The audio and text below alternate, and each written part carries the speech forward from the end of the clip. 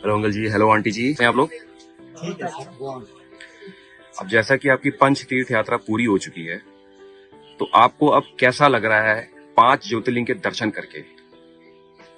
बहुत बताइए। ఖుషి हो है, बहुत ఖుషి है, అన్ఎక్స్పెక్టెడ్. అస్సలు నేను ఊహించలేదు. నాకు ఈ అదృష్టం కలుగుతుందని నేను అసలు ఇంతవరకు ఎక్స్పెక్ట్ చేయలేదు.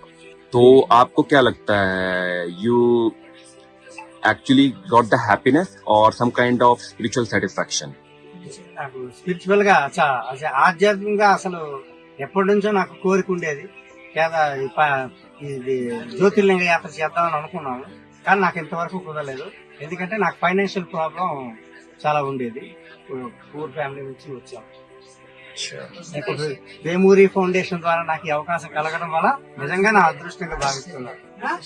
ఆనంద్ సూరి గారికి, కృష్ణ గారికి నిజంగా నేను చాలా ధన్యవాదాలు రుణపడి ఉంటాను. చెప్పుకోవట్లేదు.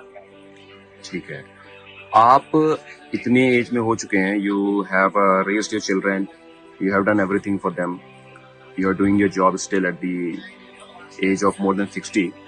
So what is the reason कि आपको आज तक ये चांस नहीं मिला ज्योतिर्लिंग के दर्शन करने का, या किसी भी भक्ति की जगह जाके अपने आप को थोड़ा सा स्पिरिचुअल पीस प्रोवाइड करने का? మనకైతే కోరిక ఉంటుంది ఖచ్చితంగా ఆధ్యాత్మికంగా ఈ జ్యోతిర్లింగాలు అవి చేయాలని. కానీ మనకి ఫైనాన్షియల్ ప్రాబ్లమ్స్ వెళ్ళలేకపోయాము. రెండోది పిల్లలు, చిన్న పిల్లలు, అలాగే పిల్లలు చదువులు, బాధ్యతలు అవన్నీ పడ్డాయి. నేను ఆలోచిద్దాం అనుకుంటా. నాకు ఇది ఒక చాలా మంచి అవకాశంగా దొరికింది. చాలా ఆనందంగా ఉంది అనమాట, చాలా ఆనందంగా ఉంది. Amma, every parent loves their children so much, right?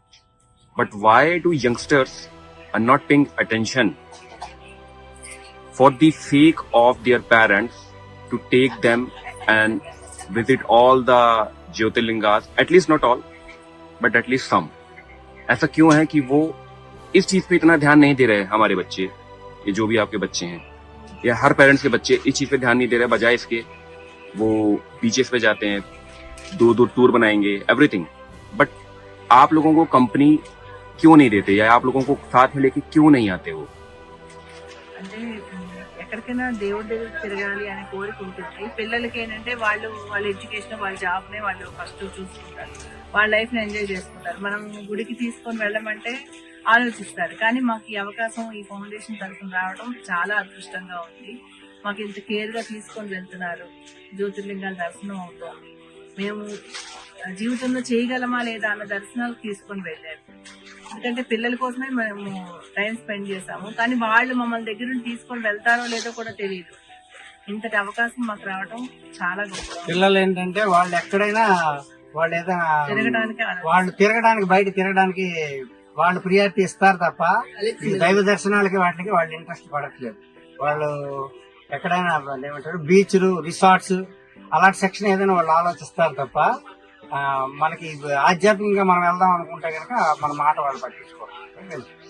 Okay, what would you like to say to all those people who are actually financially very stable and can help, they can help actually all these initiatives for the sake of humanity? ऐसा कोई message है आपके पास जो आप बाकी लोगों को अपनी कंट्री में देना चाहेंगे कि वो इस इनिशिएटिव के लिए आगे आए और सीनियर सिटीजन्स के लिए इसमें कुछ अपना कंट्रीब्यूशन दें? వేమూరి ఫౌండేషన్ వాళ్ళు ఇంత మంచి అవకాశం అందరికీ కల్పిస్తున్నారు. ఎందుకు అంటే పిల్లలు ఎవరు పెద్దగా పట్టించుకోరు. పెద్దవాళ్ళకి తీర్థయాత్రలు తిరగాలి అని ఉంటుంది. మన సంస్కృతిని మనమే పెంచుకోవాలి. మన దేవాలయాల్ని మనము దర్శించుకోకుండా బీచ్లు, ఎంటర్టైన్మెంట్ కోసం తిరుగుతున్నాం. కానీ మన దేశ సంస్కృతిని మనం పెంచుకోవాలి. కాబట్టి ఇలాంటి ఫౌండేషన్ ద్వారా చాలా మందికి హెల్ప్ అవుతుంది. కాబట్టి ఇది చాలా మంచి అవకాశంగా మేము తీసుకుంటాం.